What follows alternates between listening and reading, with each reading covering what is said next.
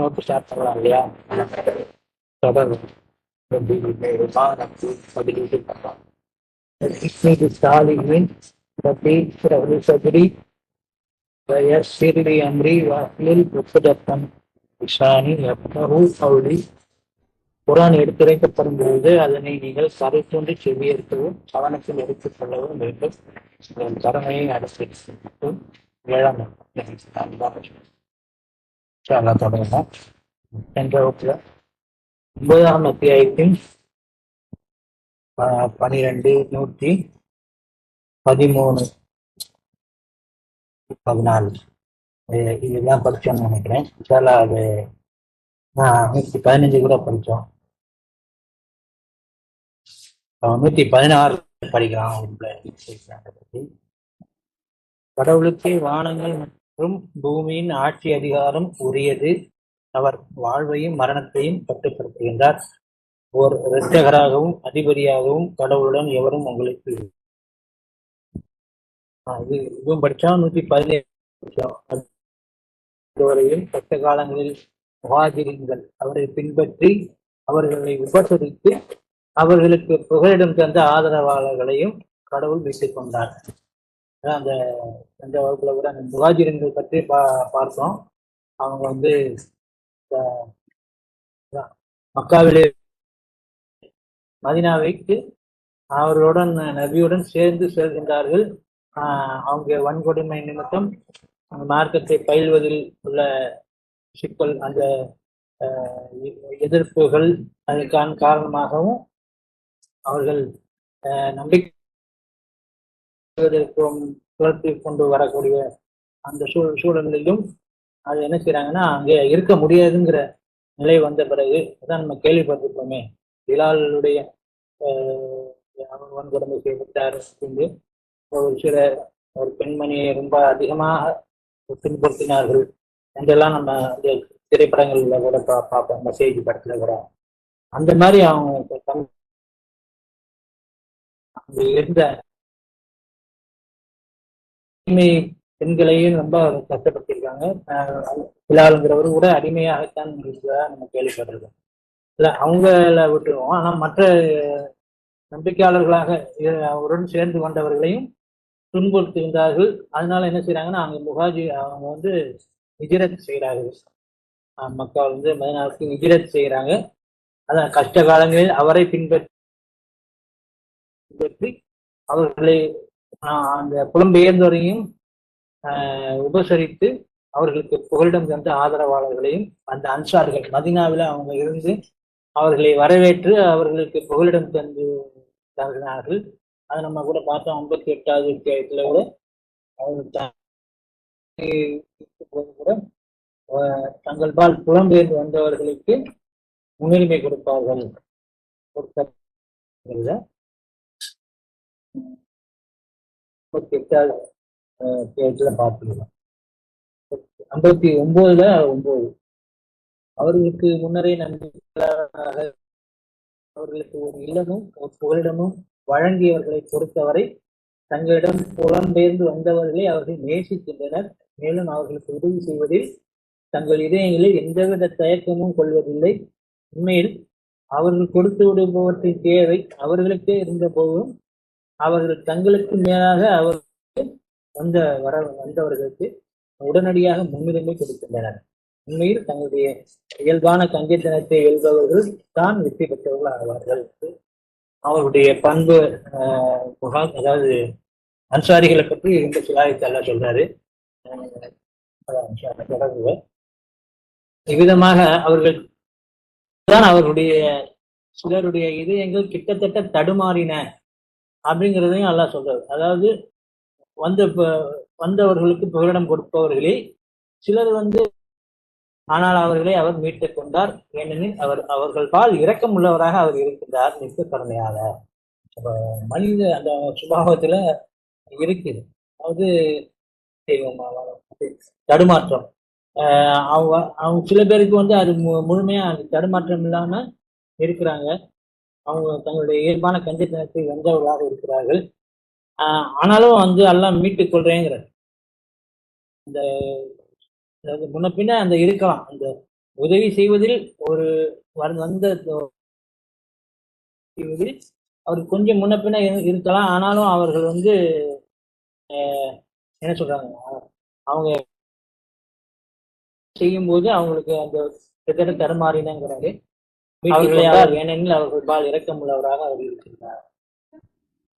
அல்லாஹ்வுடைய அரவணைப்புக்குள் சென்று விட்டோம் என்றால் நமக்கு சில கோளாறுகள் இருக்கலாம், பிரச்சனைகள் இருக்கலாம், மிஸ்டேக்ஸ் இருக்கலாம்.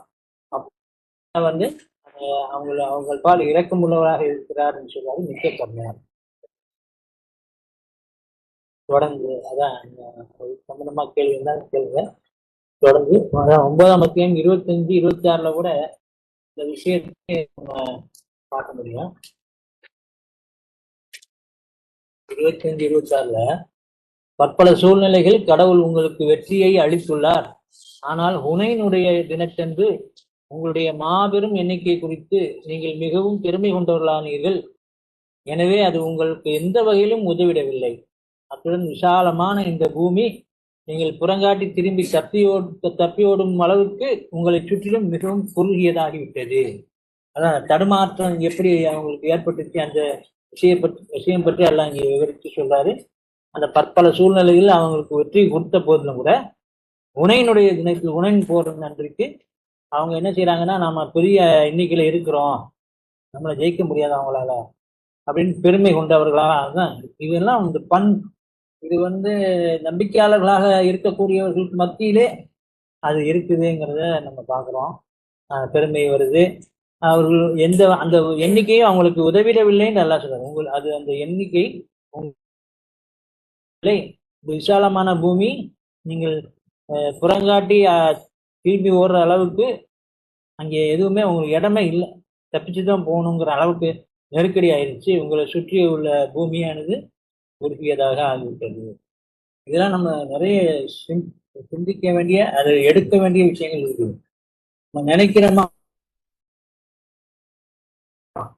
நமக்கு இன்னைக்கு 1 ஹவர் இருக்கு, நம்ம மெதுவாக அப்படின்னு நினைச்சுக்கிட்டு இருக்கணும்னு வைங்களேன். இப்போ ரயில்வே ஸ்டேஷனுக்கு போறோம், ஏர்போர்ட்டுக்கு போறோம், 1 ஹவர் இருக்கு, 2 ஹவர்ஸ் இருக்கு, நம்ம ரிலாக்ஸா போகலாம் அப்படின்னு நினைச்சோம்னா அது ஷார்ட்டா ஓடிடும். ஆனா அதே நேரம் அது சிக்கல் வரும்னு சொல்றேன். அதே நேரம் வந்து ஒரு 10 நிமிஷம் தானே இருக்கு, நம்ம எப்படி போறது, அது அலாம் மேல பொறுப்பு சாட்டிட்டோம்னா அந்த 10 நிமிஷம்ங்கிறது 1 ஹவர் ஆயிடும். ஏன்னா நீங்க வந்து அதை அனுபவிச்சுதான் பார்க்கணும். எனக்கு அந்த அனுபவங்கள்லாம் இருக்குது. அது 1 ஹவர் ஆகுங்கிறதுக்கு வந்து நான் லிட்டரலா உள்ளது இல்லை. நமக்கு அது அந்த டயத்தைலாம் அந்த டயத்துல நம்ம என்னென்ன செய்யணுமோ அதெல்லாம் ஷார்ட்டா முடியும், டக்குன்னு முடிஞ்சிடும். அதெல்லாம் நான் அன்றாட அனுபவிக்கிறேன். இப்போ இன்னொரு உதாரணம் சொன்னா, நான் வந்து காலையில ஆட்டோ எடுக்கிறேன்னு வைங்களேன். காலையில ஒரு 10:30 மணி 11 மணிக்கு எடுக்கு, நைட்டு ஒரு 9 மணி வரைக்கும் ஓட்டினாலும் எனக்கு வந்து அந்த அமௌண்ட்டு என்னன்னா ஒரு 1500 ரூபா வரும்னு வைங்களேன், ஓடும். ஆனா அதையே வந்து சாயங்காலம் 5 மணிக்கு எடுத்தாலும் இரவு 10 மணிக்குள்ள அதே அமௌண்ட் வந்துடும். அந்த ஷார்ட் டைம்ல இமிடியேட்டா வந்துடும் எல்லா சவாரியுமே. அது வந்து அந்த ஷார்ட் டைமை என்லார்ஜ் பண்ணி அது நம்ம உணர முடியுது. அது டைமிங் சொல்றேன், இங்க இடத்த சொல்றாரு. இந்த ஸ்பேஸ் வந்து அவங்களுக்கு பெரிய இடமா இருக்கும்னு நினைக்கிறாங்க, ஆனா அது குறுகியதாக ஆகிவிட்டது. அப்படி 26லயும் கூட அல்லாஹ் வந்து அந்த விஷயத்தை சொல்றாரு. கிட்டத்தட்ட தடுமாறின அப்படின்னு சொல்றதுல அதுக்கான வசனமா இதுவும் இருக்கு. அவர்கள் பின்னர் கடவுள் தன் தூதர் மீது நம்பிக்கையாளர்கள் மீதும் திருப்தியை இறக்கி அனுப்பினார். அத்துடன் காண முடியா படை வீரர்களையும் அவர் இறக்கி அனுப்பினார். பின்னர் இவ்விதமாக நம்ப மறுத்தவர்களை அவர் தண்டித்தால் நம்ப மறுப்பவர்களுடைய கூலி நரகமே ஆகும், கூலி இதுவே ஆகும். சரி, அப்போ அதுவும் தொடர்பான வசனம்ங்கிறேன், அதனால பார்த்தேன். சில 9ஆம் அத்தியாயத்தின் 118வது வசனம் படிக்கலாம்.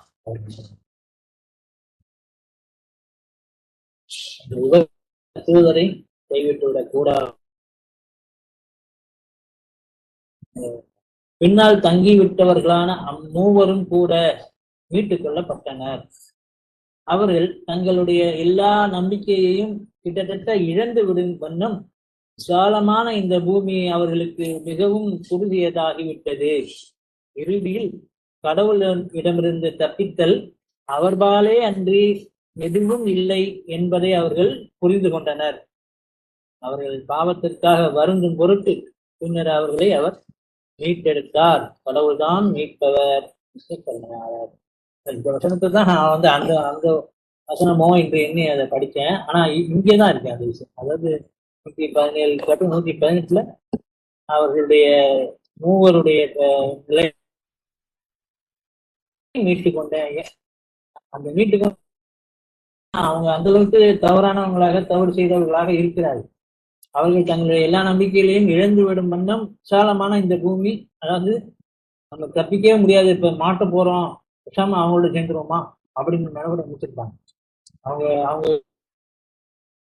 நம்ம விஷாம நாங்களும் உங்க சைடு தான்ப்பா அப்படின்னு சொல்லி அந்த போர் சமயத்துல அந்த எதிரிகள்கிட்ட போய் சேர்ந்துடக்கூடிய சூழல் கூட வந்திருக்கோம். அது நாம இந்த வசனத்தின் அடிப்படையில் நம்ம யூகிக்கிறது சொல்றோம். இந்த பூமி அவர்களுக்கு மிகவும், ஏன்னா அவங்க அல்ல சொல்றது எல்லா நம்பிக்கைகளையும் கிட்டத்தட்ட இழந்து விடும் வண்ணம் அப்படிப்பட்டாங்க. நம்பிக்கையே போயிடுச்சு, இனிமே நம்மளை காப்பாற்ற கடவுளோ தூதரோ வரமாட்டாங்க அப்படிங்கிற ஒரு விஷயமாக அது ஏற்றுக்கொள்ளலாம், யோசிக்கலாம். இந்த பூமி அவர்கள் இறுதியில் குறுகியதாகிவிட்டது. இறுதியில் கடவுளிடமிருந்து தப்பித்தல் அவர்பால் இன்றி எதுவும் இல்லை என்பதை அவர்கள் புரிந்து கொண்டனர். தப்பிக்கணும்னா நம்ம அல்லாஹ் கிட்ட தான் போகணுமே தவிர அதுக்கு எதிரான ஒரு போக்கு அவங்கள்ட்ட இருக்கக்கூடாது. அதாவது கடவுள்கிட்ட இருந்து விரண்டோடுறதுங்கிறது அது பின்னால இல்லை, அவரை நோக்கிதான் நம்ம தப்பிக்கணும். தப்பிக்கிறதுக்கு அவர் தான் முன்னாலதான் நம்ம போகணுமே தவிர பின்னால போகிறது அவர். அதாவது பின்னால போறதுன்னா என்ன, கடவுள் மறுப்பு, கடவுள் நிந்தனை இருக்கிறது தான். அதான் தங்களுடைய பல சந்தர்ப்பங்கள நேற்று கூட ஒரு சம்பவம் சொன்னார் ஒரு சகோதரர். நான் கூட அந்த சம்பவத்துல அந்த கேள்விப்பட்ட விஷயத்துல ஒரு மகனை இழந்த ஒரு தாய் என்ன செய்யறாங்க, அவங்கள்ட்ட ஆறுதல் சொல்ல முற்படும் போது நல்லா இருக்கா, நல்லா சர்க்கிள் தெரியுங்க அப்படின்னு சொன்னா, அதான் இல்லை போங்கப்பா அப்படின்னு அவங்க பெண்மணி அந்த ஆறுதல் சொல்ல வந்தவங்கள விரட்டுறாங்க. அந்த அளவுக்கு அவங்களுக்கு நம்பிக்கை இழந்துடுறாங்கிறது தான் சொல்றோம்.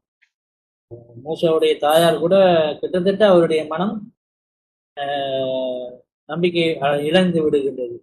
அல்லாஹ் அவரை நம்பிக்கையை உறுதிப்படுத்திவிட்டால் அவருடைய மனம் கிட்டத்தட்ட அதை காட்டி கொடுக்கக்கூடிய அளவுக்கு தப்பான ஒரு விஷயத்தை செய்யக்கூடிய அளவுக்கு ஆயிடுச்சு அப்படின்னு சொல்றாரு. பல சந்தர்ப்பங்கள்ல வாழ்க்கையில நடக்கும். வேற சமயங்கள ஃபெயில் ஆயிட்டாலோ, பரீட்சையில ஃபெயில் ஆயிட்டாலோ உடனே கடவுளுக்கு மேல நிந்தனை செய்யக்கூடியவங்க நான் இருக்கேன். எவ்வளவு படித்தேன், எல்லாம் எனக்கு பரீட்சையில ஃபெயில் ஆகிடுச்சேன் அப்படின்னு சொல்லக்கூடியவங்களாம் நம்ம கேள்விப்படலாம். ஆனா எந்த ஒரு விஷயத்துலையுமே இந்த நெருக்கடி வரும்போது என்ன செஞ்சுறாங்கன்னா, இப்போ என்ன சொல்றது, கடவுள் மேல ஒரு நிந்தனை பேச்சை பேசி விடுகின்றார்கள். நானும் ஒருத்தர் மூலமா அந்த விஷயத்தை கேள்விப்பட்டிருக்கேன். அவர் ஒரு மருமகன் இறந்து விடுகின்றார். அல்லாஹ் இருக்கானா அப்படின்னு அவர் யாருன்னா நான் தெரிஞ்சேன், என்னுடைய பெரியத்தா தான் அப்படி சொன்னாங்க. இந்த அளவுக்கு அது அவங்களுக்கு ஏற்க முடியல. நான் சொல்றது உங்களுக்கு சரியா இருக்கான்னு பாருங்க. அந்த மாதிரி அல்லாவின் பால் நம்ம தப்பிக்கணுமே தவிர எந்த ஒரு நெருக்கடி, நம்ம இப்ப 22:15 கூட அந்த விஷயத்தை தெளிவாக இந்த வசனத்தின் சாரமாக அது இருக்கு. அது நம்ம நம்பிக்கை இழக்கிற நிலைமைக்கு ஆயிட்டோம் என்றால் நெருக்கமாக அல்லாஹ்கிட்ட போறதுக்கு என்ன வழி இருக்கு அப்படின்னு தான் நம்ம பார்க்கணுமே தவிர அவரை புறக்கணித்து விட்டு புறந்தள்ளி விட்டு நாம வேற எங்கேயுமே போக முடியாது. என்ன சொல்றோம், அவர்பால் அன்றி எதுவும் இல்லை, தப்பித்தல் என்பது அவர்பால் அன்றி எதுவும் இல்லை என்பதை அவர்கள் புரிந்து கொண்டனர். அதுக்கப்புறம் அவர்கள் பாவத்திற்காக வருந்த பொறுத்து பின்னர் அவர்களை அவர் மீட்டெடுத்தார். இதெல்லாம் அல்லாஹ் தான் செய்யணும். மீட்டெடுத்தார் அப்படின்னா அது அவங்க பாவத்துக்காக இனிமே வருந்துவாங்க, தொடர்ந்து அந்த அந்த அல்லாஹ் மேல ஒரு ஈடுபாட்டோடு அல்லாஹ்வை மன்னிக்கக்கூடியவர்களாக காண்பார்கள், பாவத்திற்காக வருந்துவார்கள் என்றால் அவர்களே அந்த வருந்துகின்றார்கள் என்றால் அல்லாஹ் அவர்களை மீட்டு விட்டார். ஓகே, அவங்களுக்கு நம்ம மீட்சி கொடுப்போம் அப்படின்னு சொல்லி மீட்டதா. இல்லைன்னா அவங்க அந்த நெகட்டிவ் சைட்லயே இருந்து கொண்டு அப்படியே அவங்க போயிடுவாங்க. அந்த நிலையிலேயே அவங்க மரணித்து விடுவார்கள். ஜோனா கூட சொல்றாருல, யூனுஸ் நபி, அவர் இந்த தஞ்சம் அடைந்திருக்காவிட்டால் அல்லாவின் ஆஹ், அல்லாவை இப்ப மன்னித்து அடைந்திருக்காவிட்டால் அவர் இறுதி நாள் வரையில் அவர் அந்த மீனின் வயிற்றுக்குள்ளே இருந்திருப்பாரு அப்படின்னு சொல்றாரு. அந்த ஒரு விஷயம் என்னன்னா, அந்த அளவுக்கு அவர் அதுக்கு மேல அவருக்கு மன்னிப்பே கிடைக்காது அப்படிங்கிறது. அதெல்லாம் அது ரெண்டையுமே கனெக்ட் பண்ணி பார்க்கணும். நல்லா அவரை மீட்கிறாரு, அதனால அவருக்கு அந்த இது கிடைக்குது. அதாவது துணிக்கக்கூடியவராக இருக்கிறார். அவர் மட்டும் இறை நிந்தனையில் தியானத்தில் சரி, இறை தியானத்தில் ஆழ்ந்திருக்காவிட்டால், துணித்திருக்காவிட்டால் அவர் நஷ்டமடைந்ததா இருக்காரு அப்படின்னு சொல்றாரு.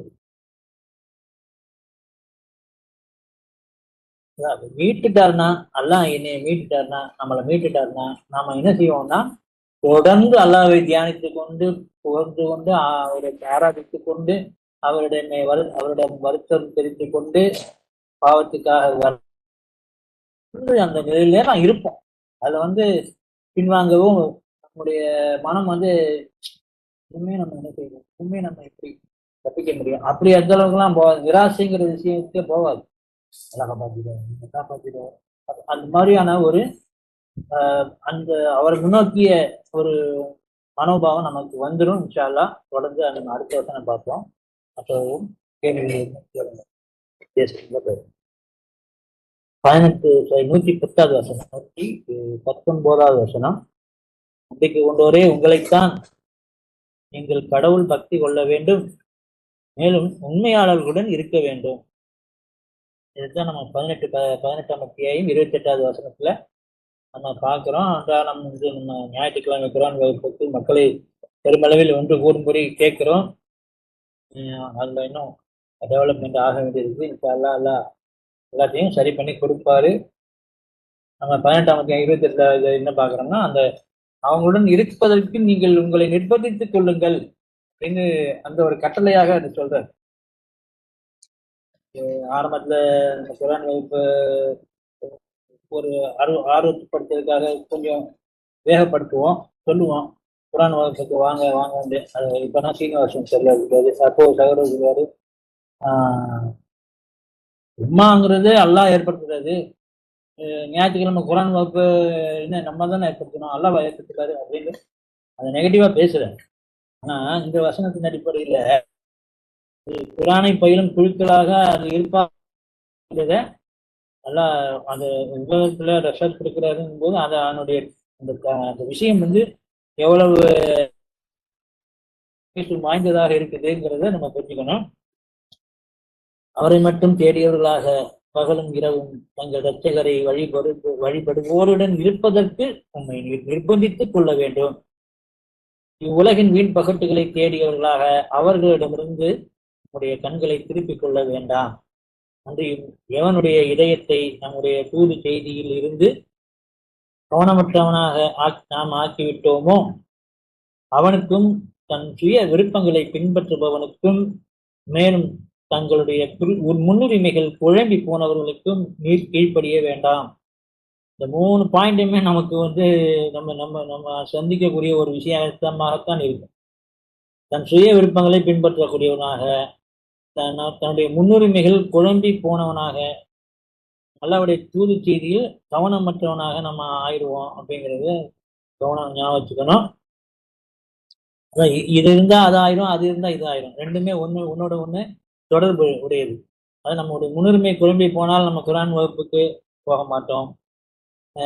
நம்முடைய சுய விருப்பம், நம்ம இஷ்டத்துக்கு எது வேணாலும் பேசலாம், கொள்ளலாம், நினைச்சுக்கலாம் அப்படிங்கிறது, குரானை நம்ம கற்றுக்கொள்ள நம்ம சொந்தமா கத்துக்கலாம் அப்படிங்கிறது, அப்படி இல்லை அந்த விஷயம்லாம் இல்லைங்கிறது நம்ம புரிஞ்சுக்கணும். அல்லாஹ் என்ன சொல்றன்னு நீங்க கவனிச்சு படிச்சு பார்த்தீங்கன்னா அது தெரியும். பிரசாத் அந்த விஷயப்படி அந்த விஷயத்துல ரொம்ப அழுத்தம் கொடுத்துருக்காரு. அதாவது 50 கிலோமீட்டர்ஸ் உள்ளவங்க உள்ள சகோதரர்கள் குரான் வகுப்புக்கு வந்துடணும் அப்படிங்கிறத அவர் சொல்லியிருக்காரு. அதெல்லாம் நீங்க பார்த்தீங்கன்னா தெரியும். நம்ம சகோதரர் உஷாக்குடைய மொழிபெயர்ப்புல கூட அது இடம்பெறும் நினைக்கிறேன்னு சொல்லலாம். குரான் கிளாஸ்ல அது ஆடியோவில் தான் இருக்கும். பார்க்கலாம். தொடர்ந்து 120வது வசனம் படிக்கலாமா? சில நம்ம வந்து 9:49 ஆச்சு, 9:55 டைம். மாநகர வாசிகளோ அன்றி அவர்களை சூழ்ந்து இருக்கும் அரேபியர்களோ கடவுளின் தூதரிடமிருந்து அவர் போருக்காக ஒன்று இரண்டு புறப்படும் போது பின்தங்கிக் கொள்ள முனைய வேண்டாம். மாநகர வாசிகளோ அன்றி அவர்களை சூழ்ந்திருக்கும் அரேபியர்களோ கடவுளின் தூதரிடமிருந்து அவர் போருக்காக ஒன்று புறப்படும் பொழுது பின்தங்கிக் கொள்ள முனைய வேண்டாம். அன்றியும் அவருக்கு ஆதரவளிப்பதை விட தங்களுடைய சொந்த விவகாரங்களுக்கு முன்னுரிமை தர வேண்டாம். இது ஏனெனில் கடவுளுக்காக அவர்கள் எந்த தாகத்தையோ அல்லது எந்த பிரயத்தனத்தையோ அல்லது பசியையோ அனுபவிப்பதில்லை, அல்லது நம்ப மறுப்பவர்களை கோபப்படுத்துகின்ற எந்த ஓர் அடியையும் எடுத்து வைப்பதில்லை, அல்லது எதிரியின் மீது எந்த கஷ்டத்தையும் ஏற்படுத்துவதில்லை. அவர்களுக்குரிய நன்மையாக அது பதியப்பட்டிடாமல் நன்மைகள் செய்வோருக்கு பிரதிபலன் அளிக்க கடவுள் ஒருபோதும் தவறுவதில்லை. நீண்ட வசனமாக எல்லா பாயிண்டையும் வச்சு எவ்வளவு அது அதிமுக்கியத்துவம் இருக்கிறது, அதன் மூலம் என்ன பலன்கள் கிடைக்கிறது, என்ன நன்மைகள் கிடைக்கிறது அப்படிங்கிறதெல்லாம் விவரித்து அல்ல இந்த வசனத்தை சொல்றாரு. நான் வந்து ஒரு அல்லாவுடைய பாதையில புறப்பட்டேன், ஒரு தாகம் வருது, இந்த தாகத்துக்கு அல்ல மதிப்பெண் போடுறாரு, வேல்யூ, அதுக்கு ஒரு மார்க் போடுறாரு. அந்த மாதிரி ஒரு சின்ன வேலை செஞ்சாலும் கடவுளுக்காக அங்கே ஒரு டேபிள் எடுத்து வைக்கிற, ஒரு அந்த வாகனத்தை ஓட்டுவது, வாகனத்துக்கு எரிபொருள் வாங்கி கொடுப்பது, அல்லது ஏதாவது ஒன்று அந்த இடத்துல செய்ய வேண்டிய வேலைகளை செய்து அதுக்காக நான் இருக்கிறேன் என்றால், செய்து கொண்டிருக்கிறேன் என்றால் அதுக்குரிய என்ன சொல்றது மார்க் கிடைக்குது. அது வந்து அதுக்கப்புறம் அவரு அங்கே கலந்து கூட இல்லாம போயிடலாம், பழக்க கூட இல்லாம போயிடலாம். ஆனா அந்த வேலை செஞ்சிருக்கக்கூடிய மதிப்பெண் தரப்படுகின்றது. அதுல வந்து தூதருக்கு ஆதரவளிப்பதை விட தங்களுடைய சொந்த நமக்கு வேலை இருக்கு, வீட்டுல வேலை இருக்கு, அங்க வேலை இருக்கு, இங்க வேலை இருக்கு சொல்லிட்டு அதுக்கு போவாதீங்க. ஏன்னா உங்களுக்கு இந்த அளவுக்கு நான் உனக்கு அதை பதிவு பண்றேன், எந்த தாகத்தையோ இந்த பிரயத்தனத்தையோ அல்லது பசியையோ அனுபவிப்பதில்லை, அது பதியப்பட்டிடாமல் அப்படி சொல்றாங்க. அவ்வளவு தூரம் அதுதான் என்ன சொல்றாங்க நம்ம கவனிச்சு பார்த்தோம்னா அதுல உள்ள முக்கியத்துவம் இன்னும் நிறைய விளங்கும். ஒவ்வொரு சந்தர்ப்பத்துலதான் அதை சொல்றாரு. மாதிரி பதிகிறேன் அப்படிங்கிற சில விஷயங்களை பதிகிறேன்னு சொல்றேன்னா எல்லாமே பதியப்படுதுதான். ஆனால் இந்த மாதிரி செய்யும் போது அது இன்னும் அதிகமாக அதனுடைய வேல்யூ இருக்குங்கிறத நம்ம புரிஞ்சுக்கணும். 7ஆம் அத்தியாயம் 157 கூட எல்லாத்துக்குமே நான் வந்து அதை கொடுக்குறேன், ஆனா இவர்களுக்குன்னு நான் குறிப்பிட்டு வைக்கிறேன்னு சொல்லுவேன். அதாவது 156 என்னுடைய அது இடையில தான் படிக்கிறேன். நான் நாடுகின்ற எவர் மீதும் என்னுடைய தண்டனை ஏற்படும், ஆனால் என்னுடைய கருணை அனைத்து பொருள்களையும் சூழ்ந்துள்ளது, இருப்பினும் அதனை நான் இவர்களுக்கென குறிப்பிட்டு வைப்பேன். அதுதான் என்ன சொல்லுது அப்ப இன்னும் அதிகம். அதாவது ரசத்து கூட சொல்றது இல்லையா, இந்த அளவுக்கு தைரியமா கண்ணை மூடி திக்ரு செஞ்சா அதை நம்ம மறு உலகத்துல கூட பார்ப்போம், சத்தம் எவ்வளவு கூட வருது, அதிகமா இருக்குது அப்படிங்கிறதுல நம்ம வந்து அந்த அந்த விஷயத்தையெல்லாம் நம்ம பின்னால கூட பார்க்க போறோம். நான் இவ்வளவு அழகா செஞ்சிருக்கேன், அந்த மாதிரியான ஒரு மதிப்பு. அதாவது நல்ல பையனுக்கு நல்ல மார்க் கொடுப்பாங்க, அந்த கிரேடு கூட்டிடும்.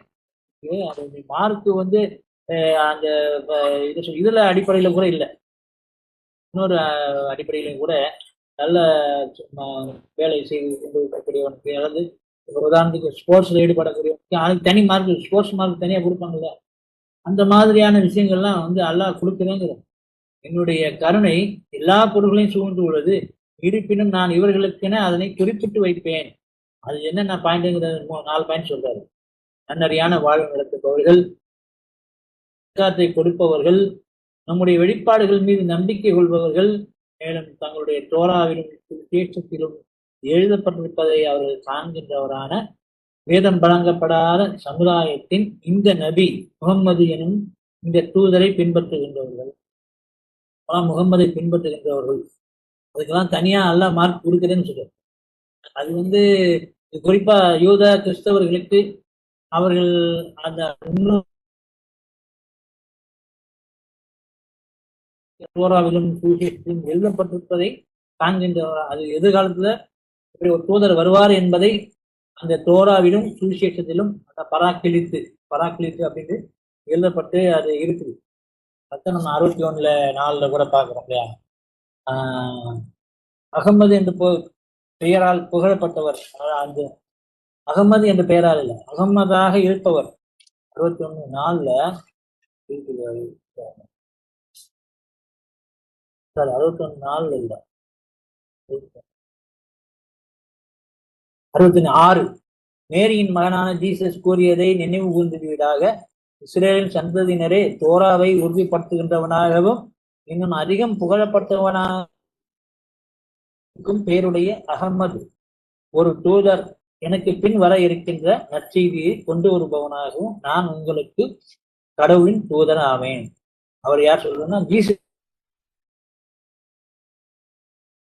ரொம்ப புகழப்பட்டவராக இருப்பாரு அகமது.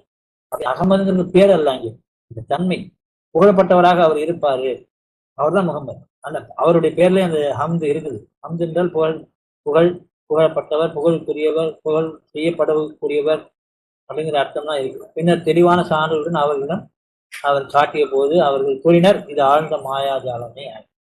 அதை ஜீசஸை புறக்கணிக்கிற அலட்சியப்பட்டவர்களாக இருக்கிறார். தொடர்ந்து படிப்போம். الرحمن الرحيم الحمد لله رب العالمين الرحمن الرحيم مالك يوم الدين إياك نعبد وإياك نستعين اهدنا الصراط المستقيم صراط الذين أنعمت عليهم غير المغضوب عليهم ولا الضالين. ما شاء الله. السلام عليكم.